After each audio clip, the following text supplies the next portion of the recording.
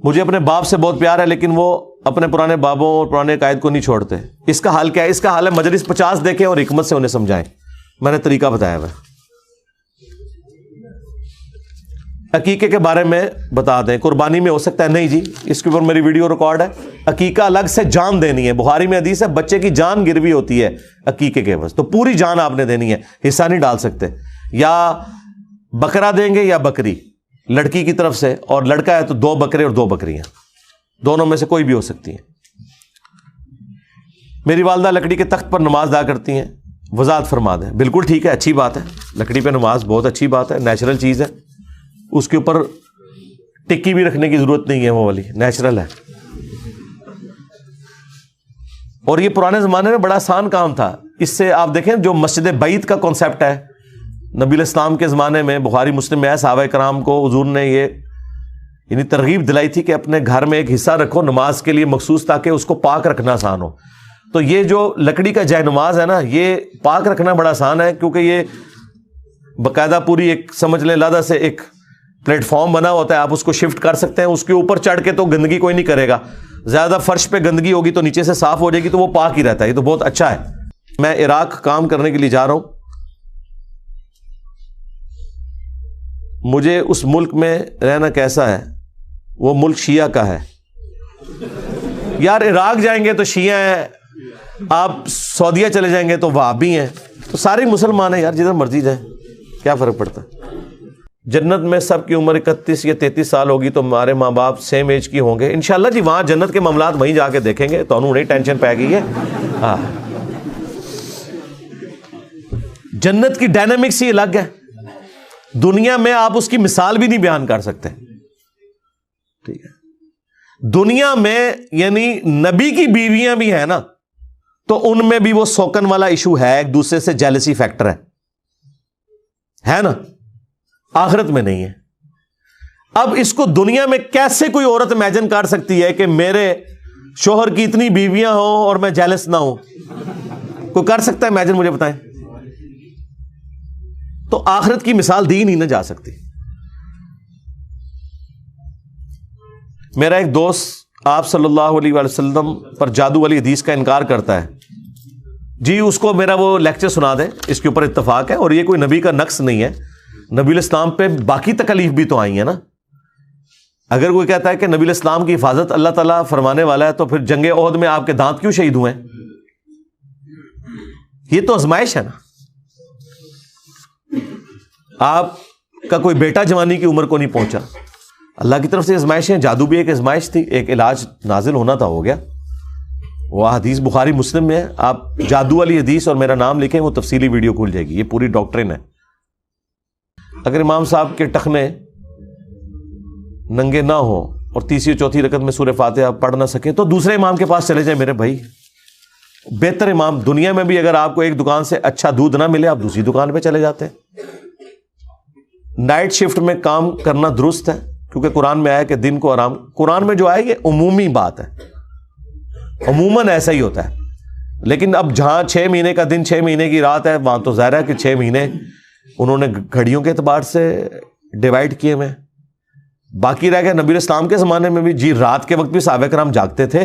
ابو داؤد میں حدیث نہیں ہے کچھ صحابہ پیرے کے اوپر تھے، وہ نائٹ شفٹ میں ہی کام کر رہے تھے نا. وہ کیوں نہیں سو گئے؟ ان کی وجہ سے باقی لوگ سو گئے. تو نائٹ شفٹ کا کام بھی بالکل درست ہے. آپ کے لیے پھر وہ نائٹ آپ کا دن ہے، بس نمازیں قضا نہ ہو، باقی تو شریعت کو کوئی اس سے مسئلہ نہیں ہے. ہاں میڈیکلی رات کی نیند بہتر ہے دن کی نیند سے، لیکن جو سیکیورٹی ایشوز ہیں اس میں نبی اسلام کے زمانے میں بھی صحابہ کرام نائٹ شفٹوں میں کام کرتے تھے، رات کے وقت کوئی حملہ نہ کر دے. ایون نبی اسلام کے خیمے کے باہر بھی صحابہ کرام پوری رات پہرا دیتے تھے جنگوں کے دوران. تو نبی اسلام نے تو ان سے نہیں فرمایا کہ جا کے سو جاؤ، وہ پھر ظاہر دن کو سوتے تھے تبھی رات کو پہرا دیتے تھے. اگر پچھلی نماز رہتی ہو مثلا ظہر اور عصر کی جماعت کا وقت ہو جائے تو قضا ادا کیجیے. قضا نہیں ہوگی بھائی، مغرب کا وقت جب تک شروع نہیں ہوتا ظہر اور عصر قضا نہیں ہوگی، جب تک فجر کا وقت شروع نہیں ہوتا مغرب اور عشاء قضا نہیں ہوگی. کیونکہ یہ اللہ نے ٹالرنس رکھی ہے کہ ظہر اور عصر کا ٹائم ظہر کا وقت داخل ہونے سے لے کے مغرب تک رہتا ہے، اور جمع تقدیم، جمع سوری، جمع تاخیر تینوں طریقے سے سنت ہے. عمومی سنت یہی ہے کہ آپ نے زور اثر کو الگ پڑھنا ہے، لیکن کبھی آپ کو جمع کرنے پڑ جائیں، اثر کے وقت میں آپ جا کے زور ساتھ ملائیں یا زور کے ساتھ اثر پڑھ لیں، نماز قضا نہیں ہوتی. قضا ہوگی جب غروب آفتاب ہو گیا. نائٹ شفٹ کی وجہ سے نمازیں ملاتا ہوں. نائٹ شفٹ کی وجہ سے کیوں نمازیں ملانی پڑ رہی ہیں؟ رات کو کون سی نماز آ گئی ہے آپ کی جو آپ کو ملانی پڑ گئی ہے؟ مغرب عشاء ملا کے شفٹ پہ چلے جائیں، ٹھیک ہے، مغرب پڑھ لیں، عشاء پڑھ لیں، 1.5 گھنٹے کا فرق ہے، اس میں کون سا ایسا مسئلہ ہے؟ تو مجھے تو سمجھ نہیں ہے. لیکن اگر پھر بھی اگر کوئی ایسی آپ کی کریٹیکل جاب ہے تو کر سکتے ہیں، جمع کر سکتے ہیں. اس پہ تفصیلی ویڈیو ہے. پرانی قبر میں نئے مردے کو دفنانا ٹھیک ہے؟ جی دفنا سکتے ہیں. ایک سے زیادہ مردے بھی دفنائے جا سکتے ہیں جگہ کی قلت کی وجہ سے. بخاری میں موجود ہے نبی علیہ السلام نے غزوہ احد کے موقع پر ایک قبر میں کئی مردوں کو دفن کیا ہے. کیا اسلامک بینک میں سیونگ اکاؤنٹ کھولا جا سکتا؟ بالکل کھولا جا سکتا ہے. انشورنس بھی کروا سکتے ہیں. ظاہر ہے وہ منی اگینسٹ گڈس کاروبار کرتے ہیں. ہاں وہ پیسے کے بدلے پیسہ نہیں کرتے، وہ باقاعدہ اس کو کاروبار میں لگاتے ہیں. کر سکتے ہیں. کہہ رہے ہیں 14 سال کا بچہ ہے اور اس کا ابھی تک ختنے نہیں ہوئے تو بعد میں کروا لیں، کوئی مسئلہ نہیں ہے. اس کا کوئی تعلق اسلام کے ساتھ اس حوالے سے نہیں ہے کہ وہ مسلمان نہیں ہوگا. جس طرح باقی اعمال ہیں سنت، مونچھیں پس کرنا، ناخن کاٹنا، ان میں سے ایک ختنہ بھی ہے. بخاری مسلم میں ہے 5 چیزیں فطرت سے، تو بعد میں کروا لیں آپ ختنہ. بخاری میں آتا ہے کہ 80 سال سے زیادہ عمر تھی حضرت ابراہیم کی جب انہوں نے اپنے ختنے خود کیے تھے، اس وقت ختنے کا حکم آیا. تو حضرت ابراہیم علیہ السلام کے 80 سال تو ختنے ان کے بھی کوئی نہیں ہوئے تھے، لیکن اب ہم پر تو پہلے دن سے یہ اپلائی ہے. جس طرح صحابہ کرام پہ پہلے شراب حرام نہیں تھی، لیکن جب حکم آ گیا تو آج کوئی یہ نہیں کہے گا کہ میں بھی پہلے پورا اتنا عرصہ شراب پیوں گا اور پھر بعد میں حرام ہوگی میرے اوپر. نہیں، ہم پہ پہلے دن سے ہی ہے، تو آپ کروا لیں. اب تو بہت آسان ہے. آپ کا سال ثواب والا لیکچر سننے کے بعد اپنی فیملی میں ہم قل یا قبر پکی نہیں کرواتے، مگر محلے میں اگر کوئی قل پر بلائے تو اس پہ جائیں انویٹیشن کے اوپر یا نہ جائیں. ٹھیک ہے، وہ دعا میں آپ شامل ہو جائیں، دعا کے طور پر تو جائیں آپ. ظاہر ہے کہ قطع تعلقی تو آپ نے نہیں کرنی، اور جہاں آپ اوائڈ کر سکتے ہیں ضرور کریں. جس نے علی کو گالی دی اس نے مجھے گالی دی، یعنی جو علی کا دشمن ہے وہ نبی کا دشمن ہے. اس کے بعد اس کو میں کئی دفعہ ایڈریس کر چکا ہوں. دیکھیں، ایک ہے دنیا کی محبت میں مغلوب ہو کے کسی شخص کا دین سے ڈیویٹ کرنا، اس کا شرعی حکم اور ہے، اور ایک ہے کوئی عقیدے کے اعتبار سے کرے. حضرت علی کے جتنے بھی مخالفین ہیں ان کو حضرت علی کے ایمان میں کوئی شک نہیں تھا، نہ وہ حضرت علی سے اس حوالے سے بغض رکھتے تھے.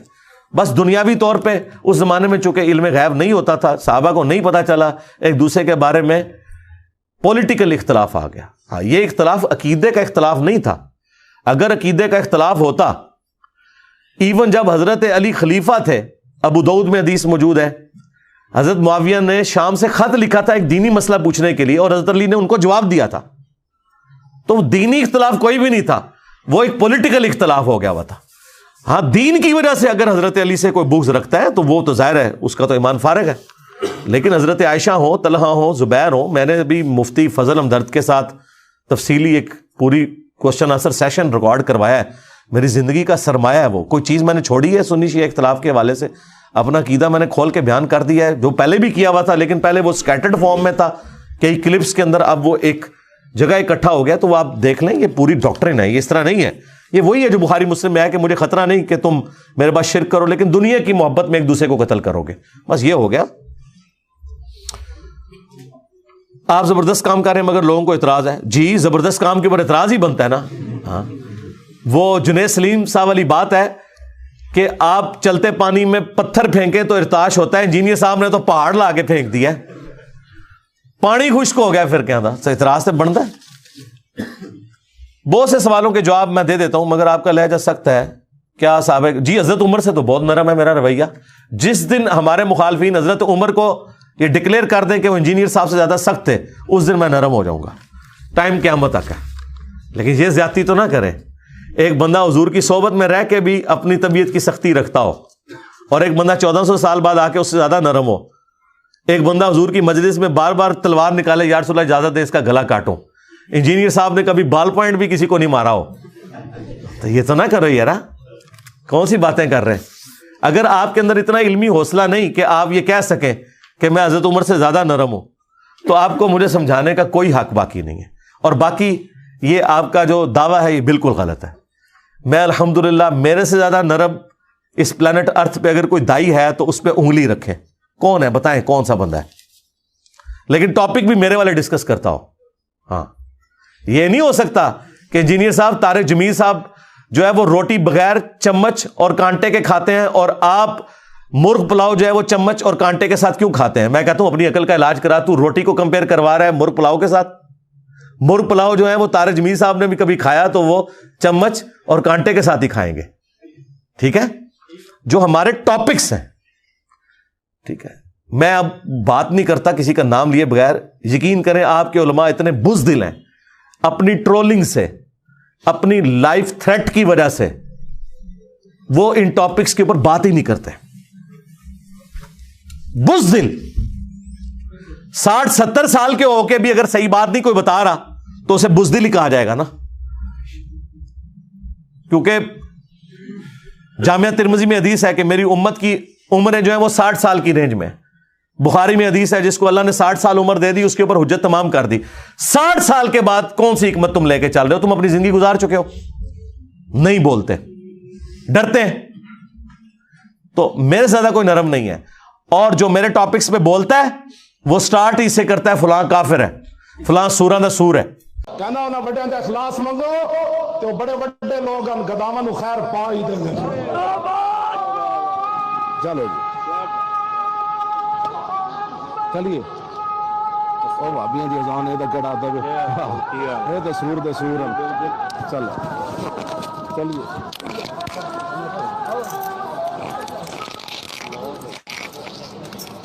میں نے آج تک سور کہا ہے کبھی؟ میں نے کہا کہ وہابی سور ہیں. کتنے احترام سے میں نام لیتا ہوں, اعلیٰ حضرت احمد صاحب بریلوی صاحب, اشرف علی تھانوی صاحب. میرا یہ دعویٰ ہے مجھ سے زیادہ نرم بندہ ہی کوئی نہیں ہے. اگر کوئی ہے تو لے کے آئے. یہ آپ کا دعویٰ بالکل غلط ہے, میں سخت ہوں. میرے سے زیادہ پولائٹ بندہ ہی کوئی نہیں ہے. لیکن جس ٹاپک پہ میں بول رہا ہوں اس ٹاپک پر کوئی بولتا نہیں. اور جو بولتا ہے وہ پھر جناب ایک بار جڑا نا آسمان پھاڑ کے رکھ چڑھتا ہے, سیدھا جہنم ہی پہنچا کے آندا ہے. ٹھیک ہے, کیونکہ یہ ٹاپک ہی ایسا ہے. جب آپ اس ہاٹ سیٹ پہ بیٹھتے ہیں تو آپ کو پتہ چلتا ہے. ابھی دیکھیں تحریک لبیک کے ایک بھائی آئے تھے, انہوں نے مجھ سے 30 سوالات کیے. سٹارٹ ہی انہوں نے کہا کہ آئیں آپ کو جہنم جہنمی سے ملواتے ہیں. آپ نے میرے چہرے کے اوپر کوئی ناگواری دیکھی یا پورے اس انٹرویو میں کہیں غصے کا اظہار نظر آیا؟ انہوں نے جتنی باتیں کی میں نے اس کے علمی جواب دیے. ٹھیک ہے, باقی اگر کسی کو یہ لہجہ سخت لگتا ہے تو اسے یہ کام کرنا ہی نہیں چاہیے. اسے پھر ممی ڈیڈی کام کرنے چاہیے. ہاں, یہ تو اسی طریقے سے ہے کہ آپ آرتھوپیڈک سرجن سے یہ کہیں کہ آپ کے پاس جو بندہ بھی آتا ہے آپ اس کی چیخیں کیوں نکلواتے ہیں. میں تو ہومیوپیتھک ڈاکٹر کے پاس گیا ہوں, وہاں تو کبھی کسی کی سی کی آواز بھی نہیں آئی. تو ہم آپ کو کہیں گے کہ آپ اپنی علمی جہالت دور کریں. آرتھوپیڈک سرجن کے پاس وہ بندہ آتا ہے جس کی ہڈی ٹوٹی ہوئی ہوتی ہے, یا اس کی بازو ٹل گئی ہوتی ہے, یا اس کا ٹخنا ٹلا ہوا ہوتا ہے. تو جب وہ اس کو سیدھا کریں گے تو چیخ تو نکلتی ہے. اس کے بغیر کوئی چارہ نہیں ہے. دنیا میں کوئی ہومیوپیتھک ایلوپیتھک علاج نہیں ہے کہ جو ٹلی ہوئی ہڈی کو اپنی جگہ پہ لے آئے جب تک آپ اس کو کھینچ کے نہیں کرتے. ہے کہ نہیں؟ تو سرجن کو آپ ہومیوپیتھک ڈاکٹر سے نہیں کمپیئر کروا سکتے.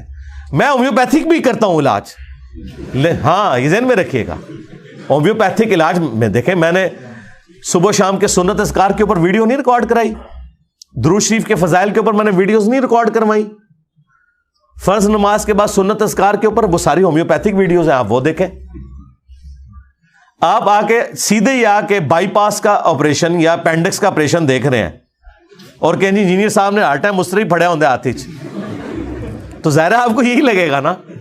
تو آپ کو اگر, اور آپ کو بتاؤں جو لوگ میڈیکل کی فیلڈ میں بھی جو یہ اس طرح اور اس طرح کی چیزوں کو دیکھ کے ڈر جاتے ہیں نا, ان کو سرجن نہیں پھر بنایا جاتا.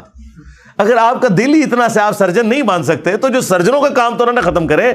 سرجن دنیا سے ختم ہو گئے تو آپ کے یہ کوئی بھی دوائی وہ کام نہیں کر سکتی جو سرجری کر سکتی ہے.